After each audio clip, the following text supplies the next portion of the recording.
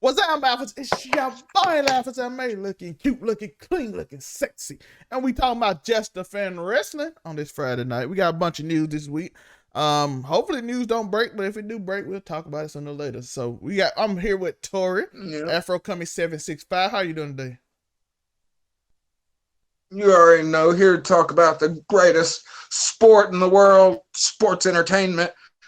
Lots of fun topics and whatnot going on. It's a wonderful time to be a wrestling fan. It is. We got some news this week. I'm here for it. Let's talk about some breaking news. Mustafa Ali asked for his release.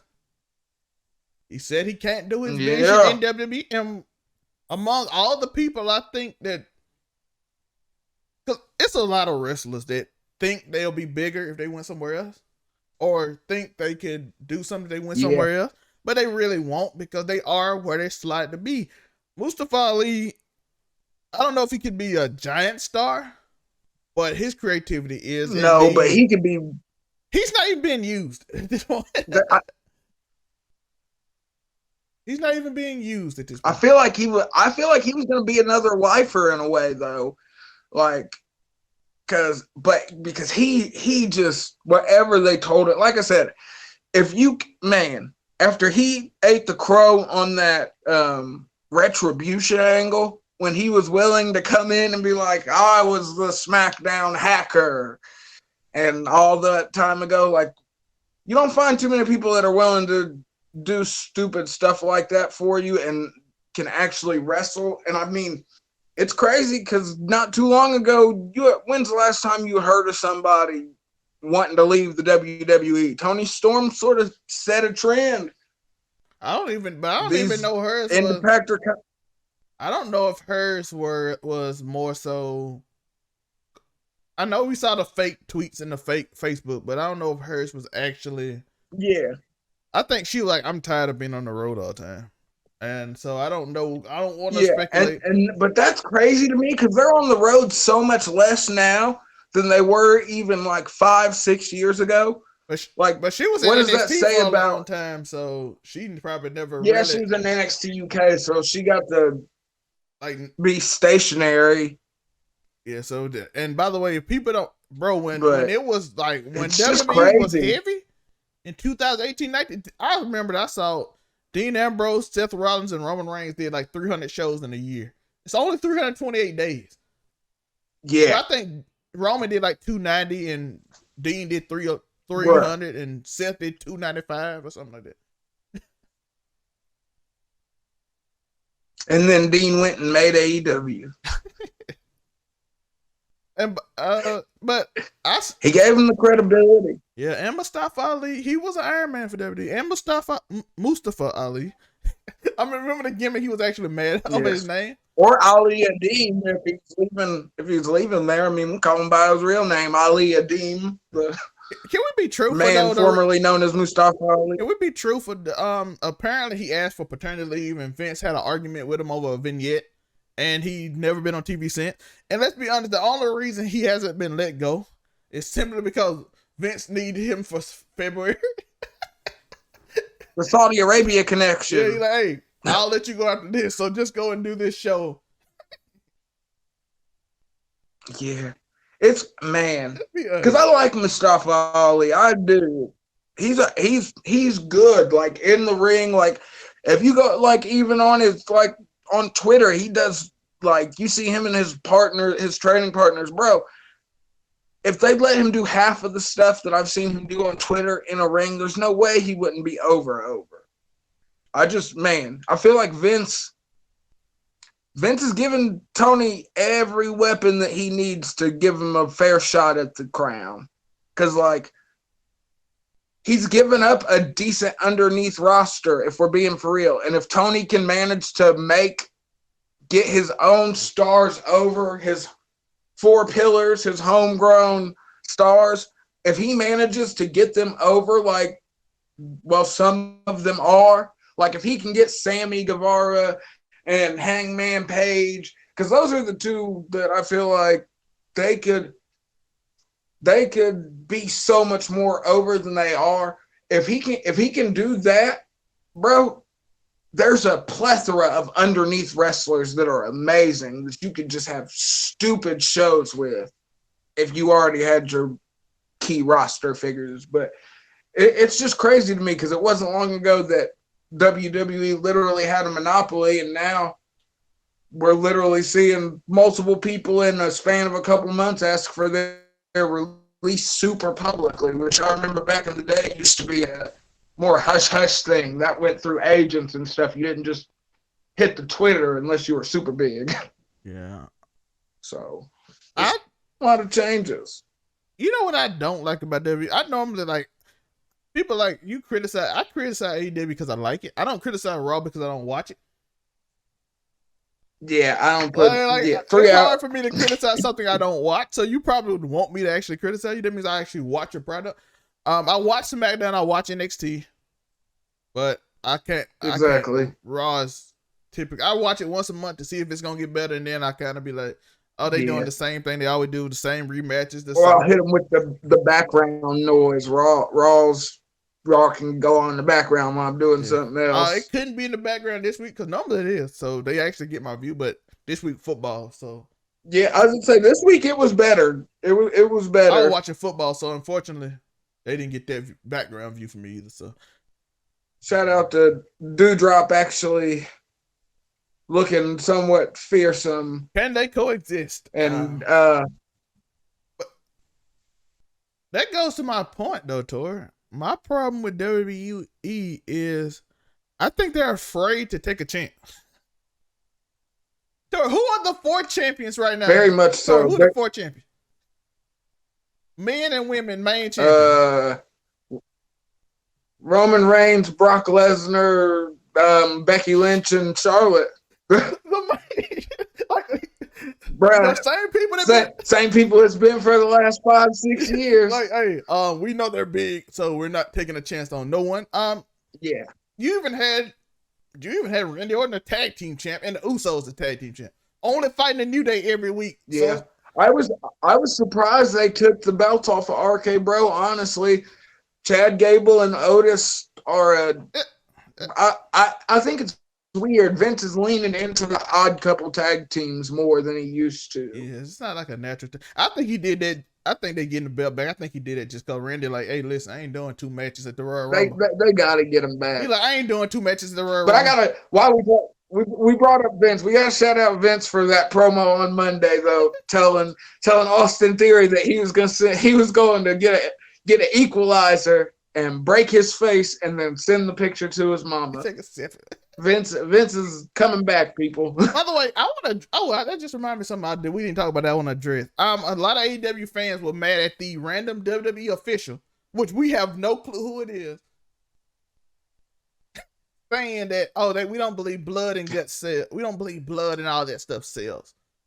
First off, we don't even know who the official is. It can literally be anyone that work in WWE. We know the people in their office don't watch wrestling because they don't watch the product. If they did, they would know that everything is a repeat. The writers. Yeah, you're asking them that. Like, they don't know. They don't watch what their product is. So I don't know why everybody was upset. Like, it's some random WWE official who we don't know who it is said that, and everybody like, but WWE didn't do this back then. They did the Brock Lesnar render. I'm like, bro, we don't even know who this person is. That person might not was even in WWE then. Like, why are y'all upset at this? The virtue signaling is so lame. That's all it is. Is everyone just wants to be Mr. Entitled in wrestling. Like, the WWE did this, and because that's the thing. There's a place for all of this. You know what I mean? First off, you can't just. It's not like people are acting like it was Vince McMahon coming out. I don't believe in blood and guts after I've had multiple women give birth on camera. He even said it this week about I let the Undertaker throw Mankind off a cage. He did a blood and guts thing this week. He just said, I'm going to use an equalizer. Yeah. I was about to say, he literally just threatened to beat someone into a pulp and send the picture to their mother. Oh, I don't think it was Vince. So it could be anybody. And y'all upset because a random official who we don't know who it is randomly said that, and y'all was in a tizzy about it. I'm like, bro, why are y'all upset about this? Doesn't even matter.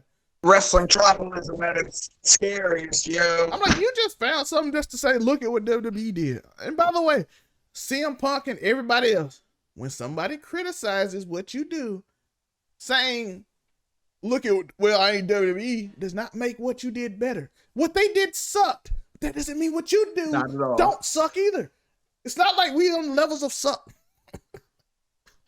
Like, two things can be true, people. That's what you got to remember. Somebody was like, oh, I don't like your story on CM Punk. Well, I could try to coexist with MJF. Nobody said it's good. Yeah. No one said that was good either. Bro, that's the thing. Wrestling, my guy. As long as there's different companies, there's going to be that energy. I even remember that with WWE, WCW. It was like we trying to top each other. Now it's just like, oh, it was bad. It just what you gotta think back to like the WC, like the message boards of the early 2000s. Like you can look back, Chris Jericho, you can look back at the old message boards back in the day, and he used to get on there and straight argue with fans in like 2002 on AOL. I think that was more fun though. Like people just being so. No, he was serious. Like if you went and read that, bro, he was saying like he was trying to say it was some match that he had. They were saying it wasn't 5 stars, and this was back in 2002. So Meltzer's star system actually meant something, and bruh, it was just and like it could have played into his character, but knowing what we know about Chris Jericho now in 2022, he was definitely being serious. But it just goes to show you that wrestling has always been like that. It's just. Like with everything, social media just gives everybody a platform, and that's fine. I'm all for that. But man, when everyone says that, like you can literally, it's so sad. You can watch wrestling, and there's a chance if you see something that you remotely feel was bad, there's probably someone online that said the exact same thing, only worse. Like every nit to be picked is being picked as we speak. By the way, so, I don't mind Tony Khan's booking. Tori has probably. My problem with the booking is I don't think it's booking to actually make your product grow. It's mostly safe booking to make your hardcores happy, which doesn't intrigue. Doesn't intrigue regular people, ordinary people. Like if I ask my little cousin right now to turn on AEW, she's gonna probably be like, oh, I can predict who's winning and who's going to be in the main event and who's doing what, and it's kind of except for Hook. Yeah, like Hook is exciting because it's like nobody predicted it. It was like kind of a meme, and then I was like, oh my god, he's actually really good. So it's actually fun, but everything else is like paint by numbers. Really, and it's kind of like how they did Wardlow. They did Wardlow versus CM Punk. And then right after that, they did almost the same match basically with Dante Martin versus Powerhouse Hobbs. You can't do that 2 times in a row. You can't, little guy beats the big guy with perseverance. You don't do those matches back to back. That is the exact opposite of in-ring psychology. That is gassing out your crowd on one set real quick, and it's not even worth it. I had a beef with that. Though. How are you? I had a beef with the CM Punk wardrobe thing. I did not like that at all. I had no problem with how they did. I had a problem with it. I actually liked it. I'm not gonna lie. That is one of the few times that the surprise roll up made sense. Psychology. I think you like it because of a reason, and I like it. I hate it for that same reason. Even though it makes sense to me, but I hate it because the thing I hated about it was I want to see MJF Wardlow, and I want that story. I'm like, Punk has become a side mission. Okay, well you gotta get past Punk first. It's a side mission to get to the main quest. It's like a side quest. Like, okay, we just using Punk to fuel this, which make me feel like Punk gonna win this rivalry. Cause Wardlow gonna end up turning on him, and he's gonna win the rivalry. Yeah, but look at how they did Chris Jericho. They put Chris Jericho over MJF, it's so freaking sucky. That's one of my main problems is that they treat, yes, MJF has the potential to be bulletproof, but it's the potential. He's building it, and Tony Khan's trying to treat him like he's already that. Like he can just lose and lose and lose, and it's not gonna matter. But if you keep on putting him against all these old heads and every one of them beats him, eventually that impression's going to come off on the audience. Tor, we was excited to see MJF go on because we assumed he going to beat CM Punk and then go on to Hangman, right? But now it's looking like it's going to be. That's what it's looking like it's going to be CM Punk going to beat him and then he's going to move on to Warlow. But he should. But look back. That's what it looked like it's heading toward. And the way Tony Khan books is 100% heading toward. But that's the same way. Look, the same way they did it with Jericho. They had MJF. He beat Sammy Guevara. He beat the rest of the inner circle. Then they had Jericho do the labors of MJF. And then in the end, Jericho wins and leaves and goes on tour with this crappy band. I mean, blah. But I actually like the idea of the trials of like the Jericho thing. I like the trial. Yeah, like idea. That's because that's old school heel booking. Like you're not gonna get right to the main heel. That's what flunkies are for. That's why people have henchmen. You know what I mean? But when you just do it in the most obvious way, time after time, like Tony Khan is doing, he's just the most obvious booking decision you can make. He's gonna make it. That's why I said it last episode. I'm gonna say it now. Tony Khan hired Gabe Sapolsky. Let him say it. But for the hardcore fans, he's doing a great job booking. But for the regular people, the casual man. But what does that say about the hardcore fans' taste? Because I consider myself a hardcore fan. Hardcore fans would be loving WWE right now if Cesaro and Finn Balor won almost every match. That's just though. So they're kind of simple. Like, hey, shout out to Austin Theory and Finn Balor though. That was a good little shot. I feel like that could have been such a great match, but I understand why it had to end the way it did. By the way, to the people who like Finn Balor, why did they sign back? Why did Kevin Owens sign in? You got to remember, they are older with families. Like, if I wrestled in the Indies for 20 years, bro, I'm just going to make this bread and end it, dog. Like, AJ Styles, the same thing. Like, hey, my son finna be in high school football. I'm retiring when he get in high school football. And I'm just going to watch him play. But I'm going to get as much bread as I can because I've been doing the Indies for 20 to 30 years. I am good now. I don't have to.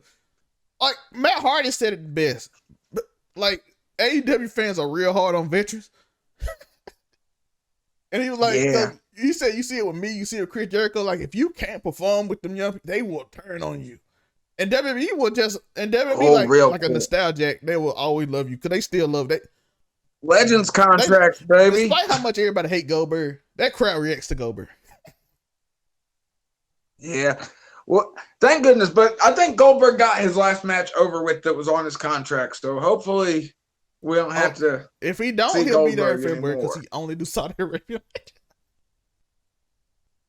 Yeah. Yeah. Oh, did you see they're doing Elimination Chamber in Saudi Arabia this year? Like I said, just because WWE does bad things don't mean you can't criticize AEW. That's it. Yeah. Listen, if you love wrestling, treat it all the same. I got a lot of beefs with WWE. We can do it all day. They book the same matches. They go for the 50-50 booking. They try to protect everybody to the point they don't protect anybody because everybody's kind of bland. We are just barely a half of a month into WWE, and there's already been over 30 different interruptions on all of the shows so far. They do, and we're only halfway. I can't even watch Raw, but AEW does give something different, but it still has problems, and it's okay for someone to criticize it without saying, "Look at what WWE doing." It doesn't. Why come? But you don't always have to. Like, sometimes you can just let it be that. You ain't always gotta. It's like you can't say one thing. You can't say something about one without bringing up the other. But I feel like a lot of that comes from the old school point of view. Like, think back in the day, you couldn't really mention WWF without saying WCW. I enjoyed both shows, so I didn't mind. And Tony Khan said he wanted to be all on the Turner Network. So speaking of internal reports, is Rock C WWE, the internal people really like her. And a lot of the internal people say about who was supposed to go to WWE last year, everybody thought? He ended up in AEW. Wheeler Yuta had a tryout. But this time it's Vince people. Because Vince almost fired all them people. So yeah, Johnny Ace and so Bruce. Roxy, so they want Roxy, who was 20 years old, and being 20 years old, they can all claim they made her. Because she'll be the youngest person almost on the show. And they really want her. Young enough to get that homegrown stamp. Also, lead me to believe to her. Hey, I said it last week. Roxy gonna show up in the Royal Rumble. Yeah, but man, I don't know if that could happen though, but I don't know if it has any outstanding effects. But that is a good place if you're just trying to get somebody in the mid card. But I don't know if you're trying to build up a star, because look at how long they waited before they had like Rhea Ripley come in, which is one thing. Thank you, Vince, for breaking up Rhea Ripley and Nikki Cross. Thank you so much. I like the fact that Nikki is gonna be a heel because I feel like she being crazy. I just wish they'd turn her back to Nikki that was in NXT when she was part of Sanity. Like, just give me that crazy one, Nikki. That was cool. When she first teamed up with Alexa Bliss before we stole Bray Wyatt's gimmick, which is something we could have talked about. He put up a new vignette on his own YouTube channel. So maybe Bray Wyatt's or Wyndham Rotunda, whatever we want to call him, maybe he's not too long for the movie world. I'm interested in that. We talked about the Royal Rumble last week. Cody Rhodes a free agent. Yeah. Working without what? Yeah. A free agent and an EVP of the. So I'm thinking maybe it's just his wrestling contract, because he's still an EVP. He's still an EVP of AEW. So I'm guessing like maybe it's just like the wrestling contract and not. Yet, so that could be. He hasn't appeared this year, so it could. Well, they say he's supposed to be there tomorrow, just like Jon Moxley. Jon Moxley and Cody are both. Oh my God! Did that mean? Today. Oh my God! Them two people that main event every show. If they just come back and start punching each other, completely forget about the interim championship that we put on Sammy Guevara. I still don't know why. With Cody only being gone for 2 weeks, he was only gone for a week, and you couldn't. But they like one. Cody Rhodes is back, and I'm like, oh, so it's like 10 days he was gone. He didn't really go nowhere. 10 days. So why do you have an interim title? But just.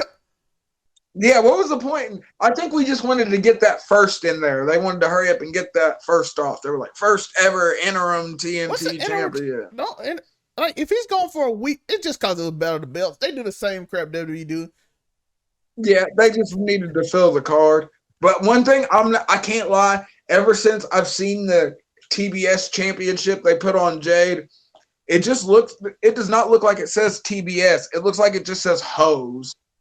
It looks like it. If you look at that belt, I'm serious. Look at it. It looks like it just says HOS. It doesn't look like it says TBS. It looks like it's the Hose Championship. So I don't know how that branding looks on. What else we had? We had Roman Reigns broke the record. Yeah, broke Brock Lesnar's streak as the Universal Champion, 505 days and counting. Brock lost it at 503 to Seth Rollins. So we could be, with Seth Rollins versus Roman Reigns coming up, could we be looking at Seth Rollins breaking the longest Universal title streak for the second time in WWE history? Argument I hate. When people be like, Roman Reigns got this because he's Vince Golden Child. I'm like, isn't Kenny Omega and Cody Rhodes like EVPs? You can use the same argument. Yes. Kenny Omega, Cody Rhodes, like they and ain't the even a Young level Bucks. above being a Golden Boy. They are like vice president. Yeah, like bruh. But no, because you got to remember, Tony Khan came out and set everybody straight. Though he was like, they ain't got creative control though. They may be EVPs, but they ain't got no creative control over here. But I guess, it's the same thing though. Like Roman don't really have creative control. It is. Roman ain't even got a title. He's just the superstar. But it's the same argument. That's why I hate the argument. Like, yo, people at the top got influence. They got power. They gonna get. It's a scripted sport. I don't like to say it's not fake. It's a scripted sport. It's not. I don't like saying fake because people really. If y'all watch Ray Phoenix, it's not fake, but it's a script. Yeah, go look at it. Go look at the way his arm lands underneath that table. So everybody who people like in charge will be the champion. And like, but Tony Khan's made it so obvious because he's literally, you got to think, this first 3 years of AEW has went exactly how he planned it out to go. The same way Vince. He had Chris Jericho as his first champion. Well, yeah, Chris Jericho was the first champion. Then John Moxley took it off of Jericho. Then Kenny Omega. Yeah, Kenny Omega took it off of. A lot of people are thinking that because Hangman's already lost to John Moxley before for the belt. But a lot of people are like, well, John only lost the belt because Kenny Omega did hit him with the cheap shot with the microphone when he won the belt off of him, which is when they first brought in Don Callis. Can I say I hate that match? I hated that match.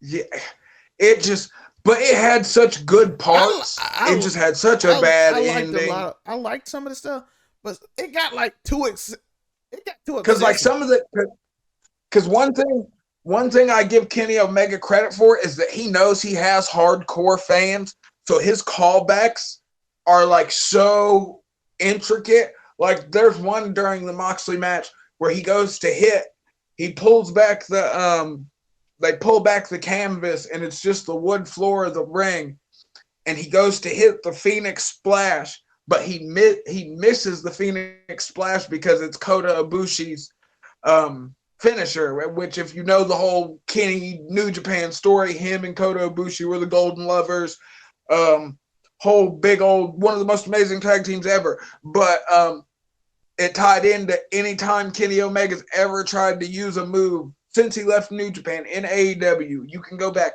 anytime Kenny Omega has used a move that's in Kota Ibushi's moveset, it goes bad for him in the match whenever he tries to use one. And then before he lost to Hangman, they like to show that picture where it's got the one guy in the crowd and Kenny stops as he's coming out and it says, "What would Kota think?" And there's just and that was right before he lost the title to Hangman. So Kenny Omega knows in-ring psychology. I just wish he laid in stuff a little bit better. I just don't like his style. Kenny Omega's an amazing wrestler. I love watching just certain. That match made me mad because I'm like, bro, it's too many kickouts on like extreme moves. It was like too much. And it was like so fast paced, it like nothing mattered. I'm like, bro, at all. John Moxley hitting his finisher on the like steps and he kick out like at one. I'm like, what? Yeah, like one. What? It's bad. That's one thing. I saw a move that Kenny Omega did. I saw one thing Kenny Omega did in that match that I promise you would have been way harder than when that microphone hit him in the head. Didn't John Moxley hit him in his finish like 3 times in a row? Bro, he did. He hit him with like 4 paradigm shifts, something like that. And that was after he missed the Phoenix Splash and like smacked on the wood. This match don't make sense. Like people gonna bring, like again, you know, people gonna do is they gonna bring up WWE does it. I'm like, WWE does it dramatically. Like they are Triple H is a Triple H and Roman Reigns are gods at that 2 count. I've seen Triple H. I promise I thought Triple H lost that. I'm like, that dude hit that mat. 2.9999 repeating. I see Triple H kick out. Like, the man hand was on the mat like this. I don't know. If you go back, Shawn Michaels and The Undertaker, bro.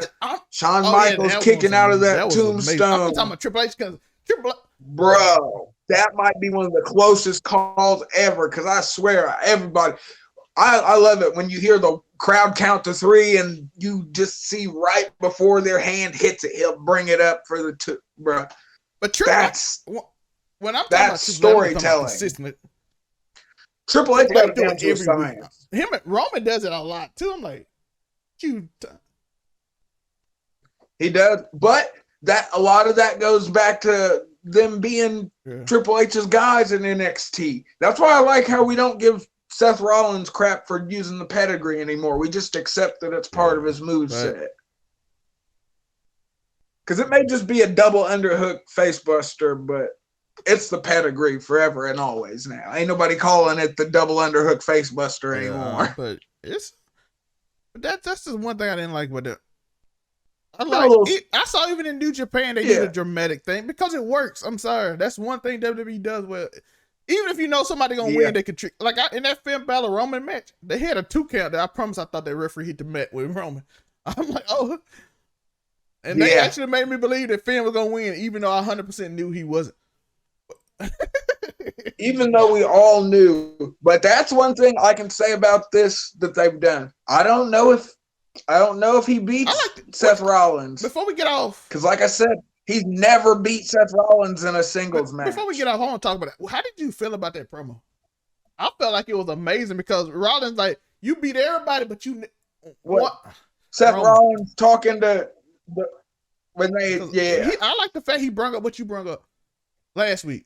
You have never beat me 1-on-1 in the championship match. Yeah, never, bro. Callbacks. That's what we like in wrestling. We like feeling like we know where the story's been. And I don't know why it's just Roman that they can do that with, because they don't do it with nobody. That is crazy. But I like that.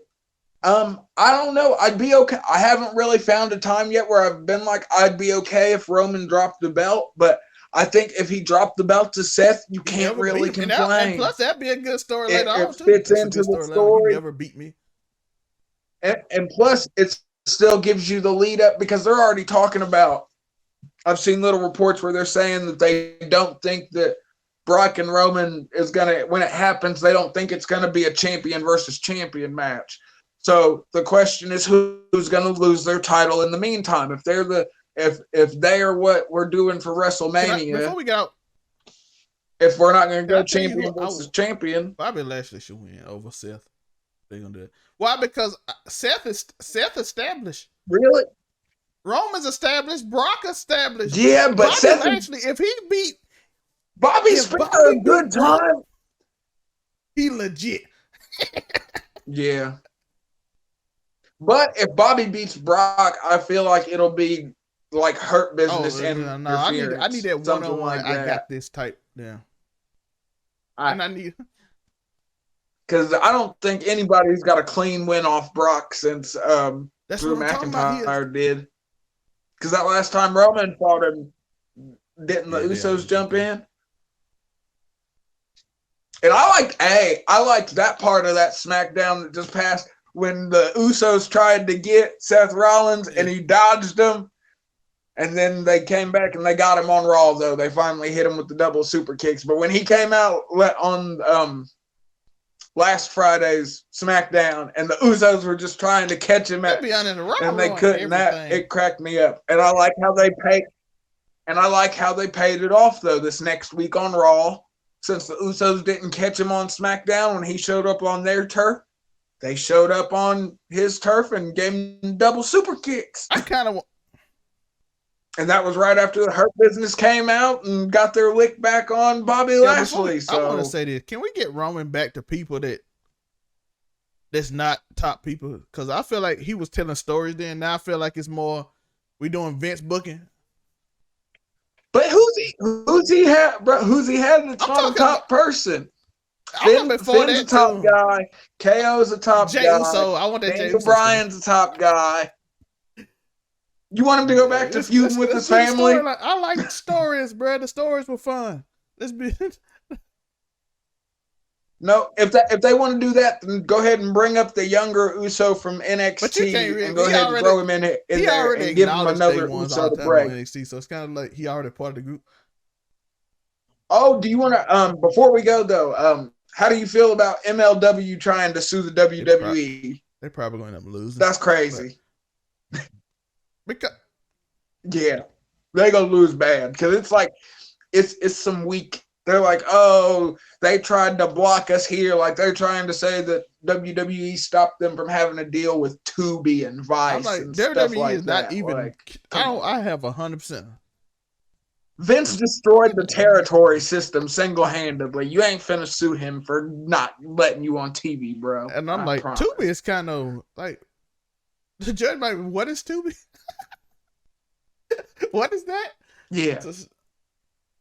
But yeah, MLW trying to sue him, saying that they, and Vice, I can sort of see, they were like, oh, well, they do Dark Side of the Ring, and they didn't want to not be able, they threatened to not let them use WWE stories if they put us on TV.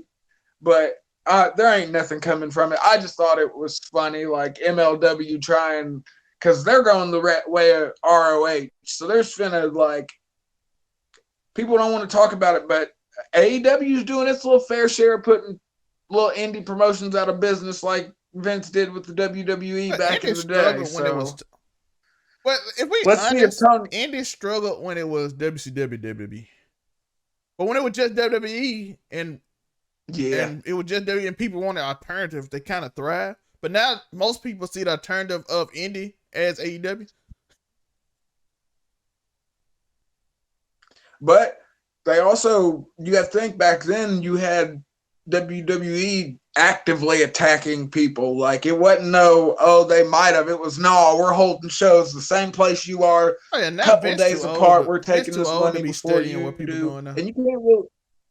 Yeah. In the 90s? Yeah, Vince is too old for the War Council meetings now. It ain't. Oh yeah, bro. He would wherever Tony Khan would have been, Vince would have been within a 50-mile radius. The show would have been a lot better because Vince would actually care. Oh yeah, they would have been. He would have, because back in the day, bro, Vince knew what was up. He'd be like, "Oh, you got a show here? We bringing out the Undertaker. We're gonna bring out Triple H, Stone Cold, and The Rock." And the show's always in it with throw everybody else wherever. Always. You never. But I'm sort of glad now that we do actually get some endings, because I ain't gonna lie. Back in the day, that used to. But I understand it's part of the business. But it used to kill me having to wait a week to know what happened. Like really having to wait. To like he'll take his mask off. It's the Undertaker. Stone Cold stand up. Yeah. In. Like they ain't gonna fight. Shawn Michaels God. JR in the background. My God, woman. Bruh, can't nobody get cussed out like Triple H. Jim Ross will forever cuss out Triple H the hardest. Yeah, he was a real heel. All you see is that little walk, and he be bleeding. Well, he done did some messed up shit. Bruh. Yep, if he's limping, bruh, it's been bad. On that, bro, he used to really hit boys with that. People don't remember before he used to do the hand, before he did the hand over the head of the sledgehammer, he used to really smack boys with that sledgehammer. He only started doing the hand over the top thing because he snapped the handle hitting the Undertaker once and gashed the Undertaker's head open. I think he said he had to have like 10 stitches in his head, and that's when Triple H finally started putting his hand over the sledgehammer and hitting him like that. Yep. But I don't know if I already brought this up, but shout out to Maurice for putting a brick in her purse and knocking out Beth Phoenix with it. Yeah. We can end it on that if you want to, because that's amazing. Brick in a purse. Shout out to Terminus. It's always a wrestling trope. Yeah. Better luck. I'm hoping Terminus' next show, I'm hoping is better than this last one. I'm going to chalk it up to it's his first show. They're working out promotions. They're trying to get wrestlers in there. Here's hoping for a better second showing. The first one was... There's some stuff I felt like it was the first show. They didn't know what was kind of going on. Yeah, they just didn't know how to... But... shout out to them for giving my boy Lee Moriarty some energy. Lee Moriarty is the future of wrestling, people. If you don't know who he is, Tiger Style on Twitter. Go give him a follow. He's a cool cat. Hope match with the Forbidden Door, Carmelo Hayes versus Lee Moriarty. Yeah, listen to him. Carmelo Hayes, you better be super famous because this man's done hyped you up. You got 2 belts. You better go. No more. Wrestling Twitter love Melo. Watch, he gonna come in the Royal Rumble and get booted. Tori, and y'all Wrestling be Twitter loves Carmelo. Bro, they asked who your favorite NXT. Everybody in the comments like, Melo don't miss. I was like, dog. They say that, but once he watch, they gonna change the rules. Braun Breaker gonna put that boy in a Steiner recliner and be the welterweight champion at like 230 pounds. You know, we know if they actually have a match, Melo will be the one that beat him, and then he'll go to the main roster. Braun is the first. Braun is the first one. I could go to the main roster out that group. Yeah, he's gonna be. I can see that being a Royal Rumble entrant. I think we talked about that. Braun Breaker. Give me Braun Breaker versus Roman Reigns any day. Like I'll watch Melo don't miss. We out.